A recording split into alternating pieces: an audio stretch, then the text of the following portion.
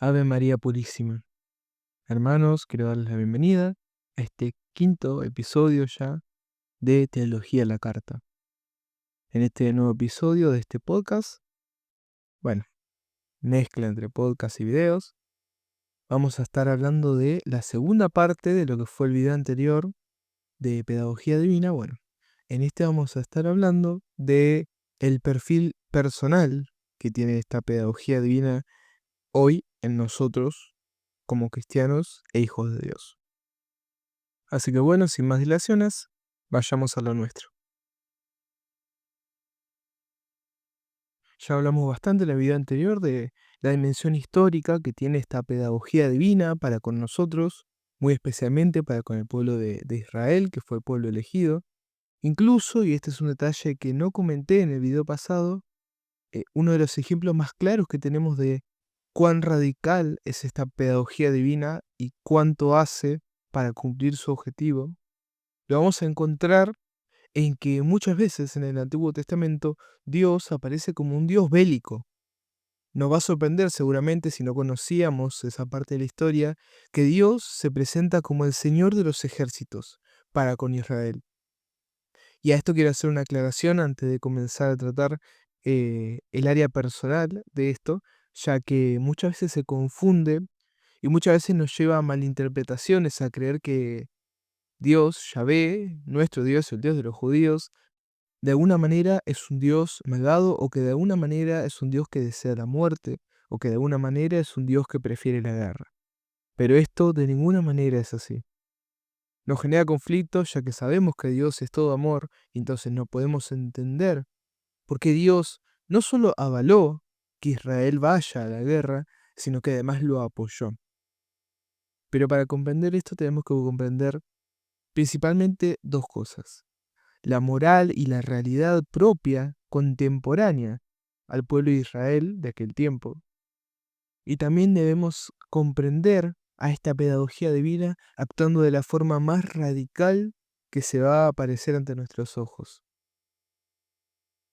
A lo primero que me refería es a que en los pueblos y en la sociedad contemporánea a Israel de ese tiempo tenemos que entender claro una cosa: la guerra no era algo malo, sino algo necesario y propio de la realidad del hombre.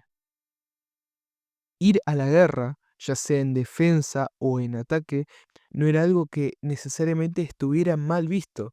Todo lo contrario, todos los pueblos iban a la guerra. Era algo totalmente normal.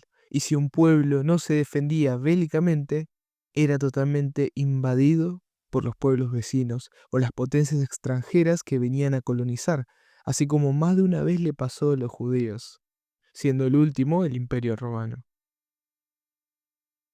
Dentro de este contexto donde la moral ve de buena manera a la guerra, y dentro del contexto de que los dioses de otros pueblos cercanos y que compartían muchas cosas con Israel apoyaban, o al menos sus pueblos creían que esos dioses los apoyaban en la guerra, ya que, y vuelvo un segundo atrás, la guerra era algo tan necesario como la cosecha o la salud. En este contexto, donde los dioses son dioses bélicos y eso está bien visto, nuestro Dios, el Dios real y único, Yahvé, tiene que presentarse bajo el mismo perfil, de forma que los judíos puedan comprenderlo, puedan sentir que su Dios los acompañaba. Si Yahvé se hubiera presentado como un Dios extremadamente pacifista, que no apoyaba a Israel en lo absoluto en la guerra que Israel sí o sí iba a tener, porque un pueblo no podía entrar en la guerra en ese tiempo, lo único que hubiera generado Dios con eso hubiera sido que el pueblo de Israel termine desconfiando de su Dios y en última instancia abandonándolo por otros dioses de otros pueblos que sí les prometían apoyo bélico, aunque fueran mentiras. Es por eso que Dios tiene que tomar esta decisión terrible, que es apoyar a Israel en la guerra y no presentárselas como algo malo, ya que eso crearía conflicto con la moral natural de ese tiempo y de esos hombres. Sin embargo, por esto no tenemos que comprender que para Dios la guerra sea algo deseable, todo lo contrario. De ninguna manera puede ser La guerra, la muerte, la destrucción, algo deseable para Dios, para nuestro Dios, que es el Dios bueno, el Dios de justicia, el Dios de piedad y de amor. No. Fue un mal extremadamente necesario y sin el cual, seguramente, y por eso lo hizo, Dios no podría haber preparado al pueblo de Israel de la forma en que tuvo que prepararlo para la llegada de su Hijo.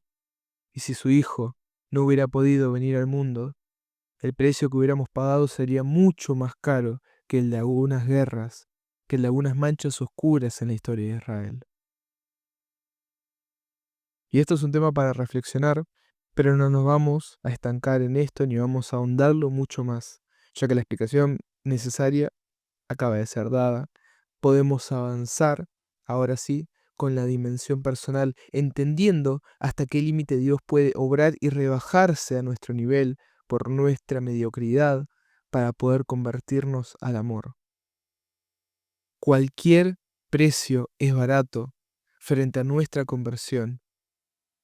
Cualquier cosa que Dios pueda hacer para que nosotros nos convertamos, siempre y cuando no afecte a otra persona, Dios la va a hacer y va a permitir que suceda.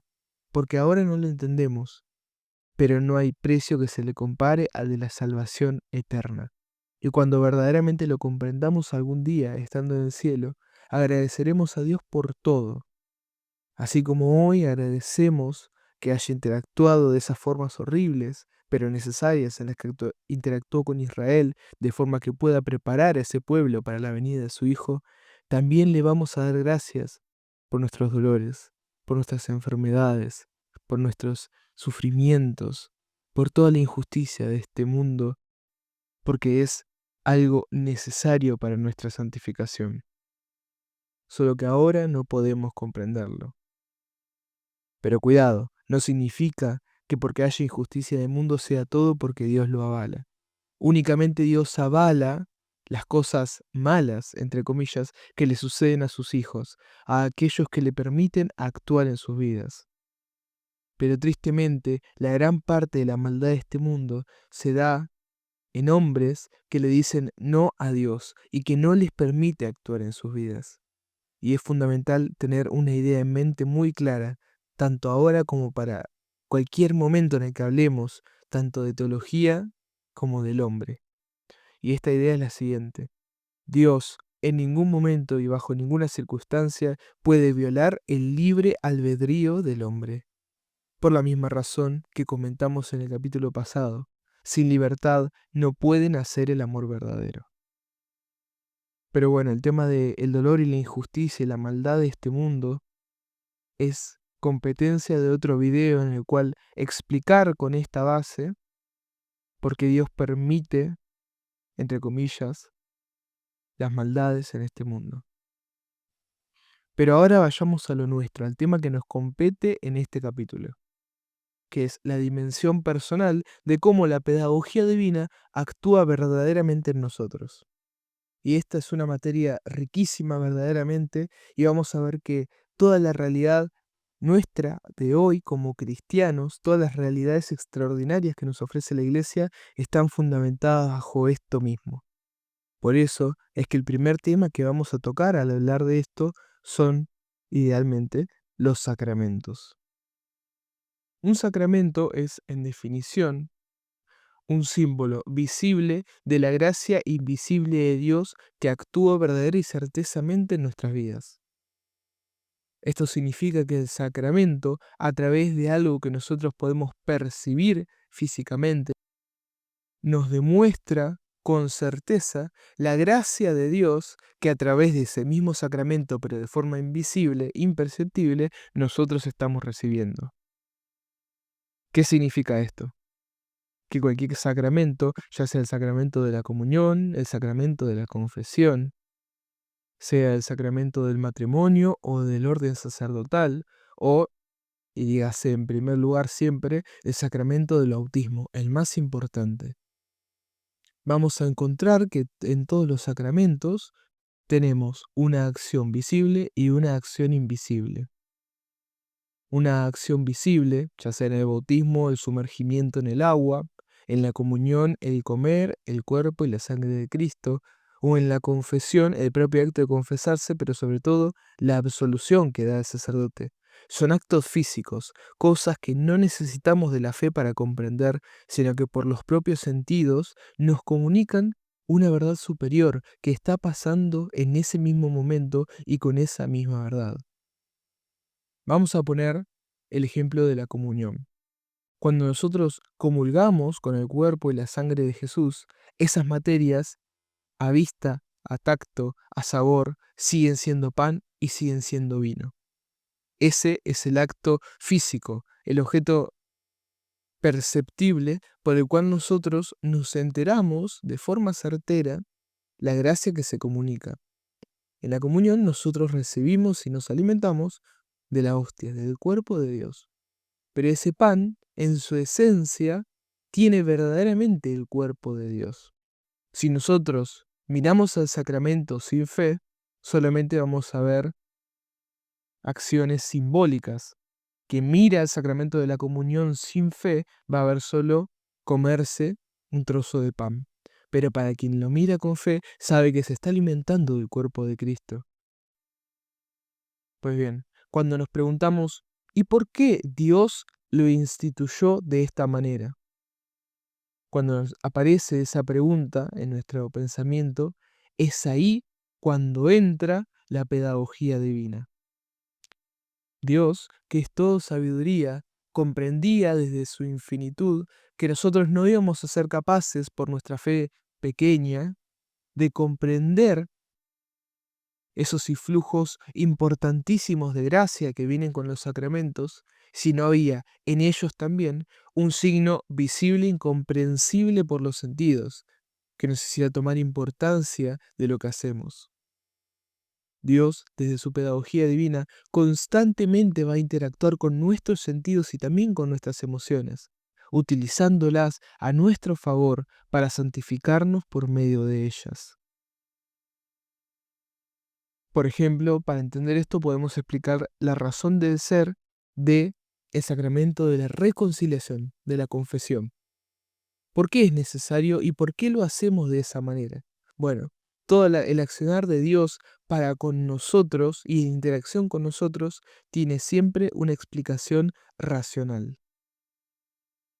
En este caso, en el gran misterio de los sacramentos, podemos saber que Dios quiso que la reconciliación fuera de la manera en que es, una confesión pública frente a un sacerdote, que luego imparte la absolución, ya que es la única manera de que verdaderamente, primero, tomemos conciencia de nuestros pecados, y segundo, podamos ser plenamente conscientes del perdón de Dios otorgado a través del sacerdote. En este caso, Dios utiliza nuestra culpa y también nuestro deseo de cambiar a favor nuestro, de forma que cumpliendo este sacramento de la manera en que Él quiere que se cumpla, nosotros nos santifiquemos aún sin entender por qué o cómo lo estamos haciendo. Pero esto no es una novedad de la Iglesia Católica, no es una novedad de estos tiempos en lo absoluto. Dios ya obraba de la misma manera con Israel. Todos los rituales que tenían en Israel, aunque sean muy diferentes a como hoy sabemos y comprendemos las cosas, tenían la misma razón: el santificar al corazón de los hombres quienes cumplían estas cosas para poder transformarse en el amor, para poder llegar a ser en última instancia hijos de Dios. Si nos vamos al sacramento del bautismo, que es el más importante de todos, mediante el cual nos hacemos verdaderamente hijos de Dios, la inmersión en el agua, como lo practicaba San Juan Bautista, implica un renacer de forma que nuestros sentidos lo puedan comprender. El hecho de sumergirse enteramente en el agua nos puede remitir a una experiencia cercana a la muerte, a un ahogamiento. Obviamente, la idea del sacramento no es sentirse ahogado, sino que a través de ese contacto mínimo y sin sufrimiento, uno pueda evocarse a un estado cercano de la muerte, que al cristiano converso le va a hacer recordar su antigua realidad de pecado, por la cual no era hijo de Dios. Entonces, en el momento en el que se sumerge en el agua, se va a ver a sí mismo con su mediocridad, muriendo por la falta de Dios. Sin embargo, sabemos que ningún bautismo termina con la persona ahogada. Por lo tanto, cuando esa persona sale, significa el renacimiento en Cristo Jesús, el renacimiento como hijos de Dios. Cuando el sacerdote saca a la persona del agua, o en su defecto deja de rociarle agua en la cabeza, es Jesús quien, representado por el sacerdote, te saca de tu vida de pecado, que es representada por el agua, y entonces se da el gran paso a convertirse en hijo de Dios. Si bien puede variar una forma u otra de explicarlo, la esencia del bautismo es esta. La explicación racional del bautismo, tanto en su expresión física y perceptible como en su expresión espiritual, tienen esta misma unión. Y habiendo analizado todo esto, nos vamos a ver cada vez más como niños. Como les dije en el capítulo pasado, niños que van descubriendo esta nueva realidad que es la realidad de fe. Y Dios, como Padre bueno, se las va enseñando a través de ese lenguaje que todos conocemos, el lenguaje perceptible, para que a través de esa lengua materna podamos nosotros llegar a la comprensión de las verdades extraordinarias de la fe, de las verdades invisibles, que solo la gracia del Señor revela, y de las cuales solamente vamos a ser plenamente conscientes cuando seamos santos, en este mundo o en el que sigue. Sin embargo, tengo que hacer una advertencia. El conocer todo esto, el conocer por qué los sacramentos se dan de esta manera y cómo es que Dios actúa de forma perceptible para dar una gracia invisible, no significa que tengamos que minimizar ya sea los sacramentos como otras acciones dentro de nuestra vida como cristianos, a meros símbolos. Muchas veces cuando la gente comprende esta realidad de la fe, rebaja los sacramentos a símbolos y creen que, como ya entienden lo que son, pueden recibirlo sin la importancia que merecen. Sin embargo, el hacer esto solamente muestra la ignorancia, muestra lo poco y nada que esa persona comprendió verdaderamente que había detrás de ese misterio. Entonces, hermanos, reconociéndonos como niños en la fe, dejémonos que la Santa Iglesia, que es nuestra madre y nuestra maestra, inspirada por el Espíritu Santo, nos guíe a través de las formas que ella, por inspiración de Dios, sabe muy bien hacer. Dejémonos guiar, dejémonos experimentar y tocar por el Espíritu de Dios de las formas en que la Iglesia nos propone, porque aunque a veces no lo entendamos, son la mejor forma de hacer las cosas. Y si sabemos, creemos y confesamos que nuestro Dios es un Dios de amor, que es un Dios que no abandona a sus hijos y que obra perpetuamente por nuestro bienestar y nuestra santificación, ya nada va a poder sacarnos el aliento, ya nada, ningún problema, ni el más grave, va a poder turbarnos si tenemos fe, porque vamos a saber que es Dios obrando de la mejor manera que se puede hacer. Nosotros, como herramienta de su voluntad, y Él obrando con su gracia de formas misteriosas que muchas veces nos resultan incomprensibles, pero que certeramente están transformando los corazones de las personas, nuestros y de los demás.